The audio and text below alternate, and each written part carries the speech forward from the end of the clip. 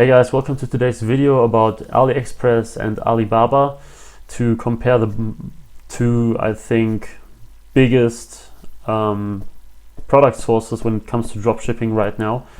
Most of you guys might use AliExpress, and this is perfectly fine. It's an awesome platform because of many factors, but today I also want to give some more information about Alibaba so that you can decide which of them you personally prefer.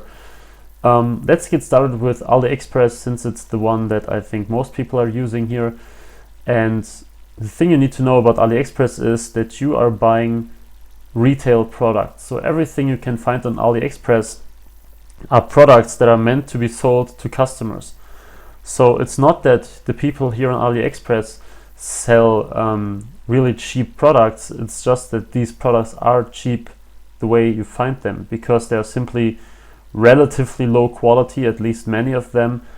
And yeah, people often think that AliExpress is a big platform of wholesale prices, but AliExpress does not even mean to sell to retailers. So it's originally a platform to sell products to end consumers, and this is why prices are relatively high compared to the big wholesale prices you get on Alibaba, for example.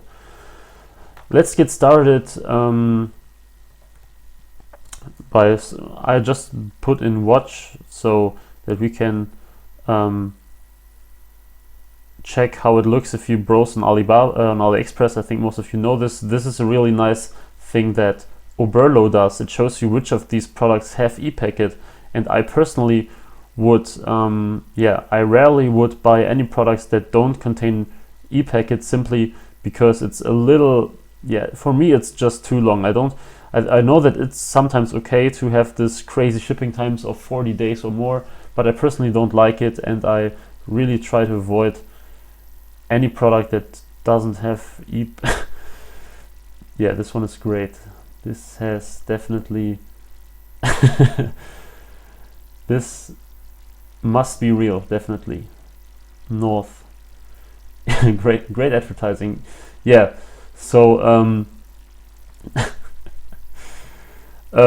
let's check this watch, for example. Since it does so great marketing already, we have to check this. It says free shipping to Germany, and it takes 21 to 47 days. It might arrive a little earlier, it might arrive even later. And if I check here now, it says me whether it has, okay, so when I ship it to Germany, it has no tracking, and this is an absolute no-go. If a product does not have any tracking involved, no matter how fast it is, I won't buy it, because it puts you in a very, very bad position when it comes to potential PayPal cases or general payment processor cases. You have basically no chance of winning any claims or chargebacks or whatever. So if I don't get tracking information, I won't use it. So unfortunately, I cannot ship this product to Germany, at least not straight from AliExpress. Maybe your supplier, if you contact him, might say something different, but yeah. Okay, so on United States, this looks a little bit different. AliExpress standard shipping, still very long, free shipping, but tracking information available, and ePacket only $2, which is, for a watch like this, pretty okay. 12 to 20 days, well, this is of course not great, but we can live with that.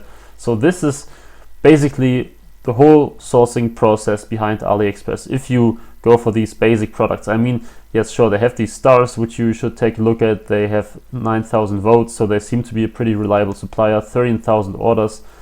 They even have a promotion, blah blah. You know all these things, and here you have the additional information about item types and so on. Now, oh yeah, I think 90% of these guys, 90% of these guys' names is Jack. Also pretty interesting.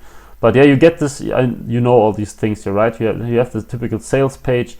And what I would do now, if I really want to do big business with one of these guys, I would always contact them and to hear some more information about their brand, about any kind of things, about shipping, about quality and so on.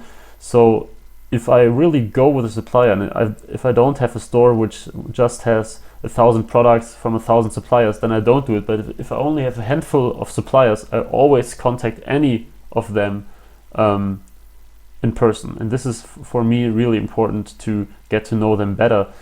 Often I also get their Skype and I speak with them there, which is often way faster than always communicating through the AliExpress platform.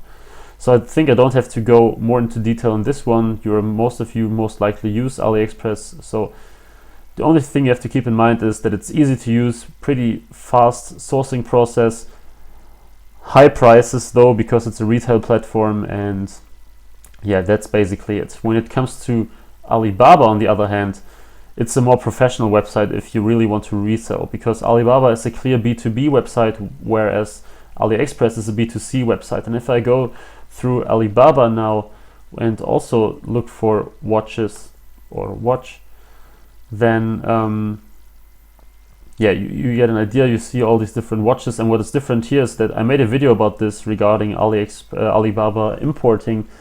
You have these prices, pieces per order, so minimum order quantity, and on the left side you have this related category. So you have this category timepieces, jewelry and eyewear, and you can now target different subcategories like wristwatches, smartwatch, watch boxes and cases. You can go for different product types like luxury, features, water resistant, and so on. And at the bottom here you can also compare supplies by area, where they usually sell to, or where they export to, their total revenue. So you see already it looks a little more professional actually, because you also all these numbers and all these different properties of the thing. Let's say we just check this. Yeah, unfortunately Alibaba opens new tabs for everything you do. That's a little annoying. And why do I still have honey? I never used this in my life. Yeah. So the only thing that's not important, that is not professional, are the sales pages themselves. They always look pretty bad. I still wonder why they don't have one marketing guy doing this right. But yeah, you get the idea. Now you have this 500 pieces minimum order, and this is something that scares away many of the dropshipping sellers or the people that want to get started with e-commerce. I mean, if you have 500 pieces and they cost minimum $15, this means yeah, you would have to pay $7,500 minimum without shipping. But usually you can bargain with them, and you can at least get this 500 pieces down to 200, maybe even 100, maybe even lower. I also had a case where minimum order quantity was, I think, 300, and in the end I was able to buy 10. So don't always go for the minimum order quantity on this page, because often it's just yeah, it's very, very vague. Now here you can see how long the supplier is there already. In this case 10 years. Gold supplier has nothing to say. So I hear a lot of people also on YouTube say that it's important to look for the fact gold supplier, and this is complete nonsense. So everyone can pay for a gold supplier membership, and basically any supplier on Alibaba has this. So if you look for a supplier, ignore this. This is so unimportant. I can't emphasize this enough. This is completely irrelevant if the supplier is a gold supplier or not. Look on these things. So this means that the supplier is assessed by a third-party assessor. This means that the background information basically is checked by Alibaba, and this means that they have a corporate video which is verified, which shows their company, their staff working, their factory, and things like that. This supplier here has all these things. Unfortunately, he doesn't have trade assurance, if I see right. Normally he should have trade assurance here. Let's see if oh wait, I can take a look at this from the, yeah. So this guy has trade assurance.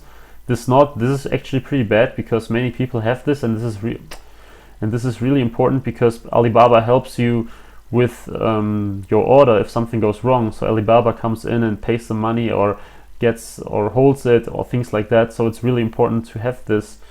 Then it's actually not that important if more of these batches are missing.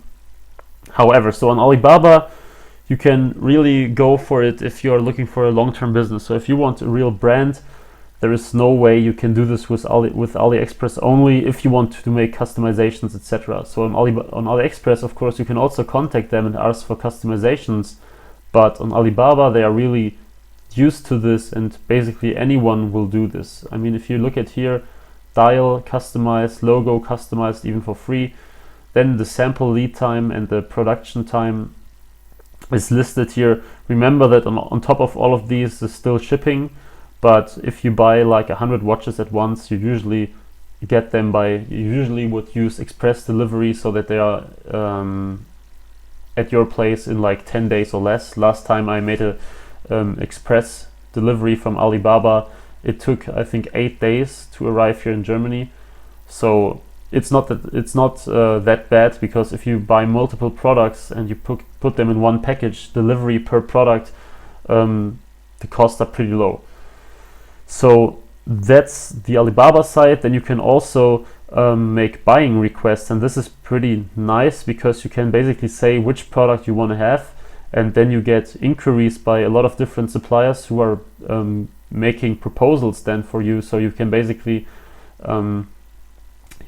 say, I want to buy a watch that looks like this, and you give them a link or a picture, and then you get this buying requests. Or you get this offers from different suppliers if you release this information and if you make this inquiry. And this is really nice. If you really know what you want to sell but you don't find appropriate listings, then you can just make a sourcing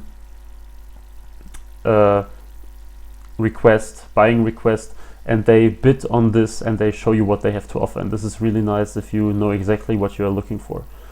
So I hope this gave you some insights. I think the video was this time a little messed up, so I threw in a lot of different information right here. It was not that structured, but I think you get the concepts. Of course, I still left a lot of things out. These were just the basics of Alibaba and AliExpress. There's much more, like affiliate programs and a lot of different things to keep in mind, categories and many things. But if you want to import from China, keep in mind that AliExpress is great if you want to really get a quick start in your dropshipping business, if you are willing to pay higher prices, and if you're willing to pay, in the end, retail prices, and if you want it a little more professional in terms of buying bigger quantities, or not going for dropshipping, or basically looking for additional products, because many people here on Alibaba do dropshipping as well. If you contact them, then check out Alibaba. Maybe you find your product that you don't find on AliExpress here, and you can start selling it in your personal store then.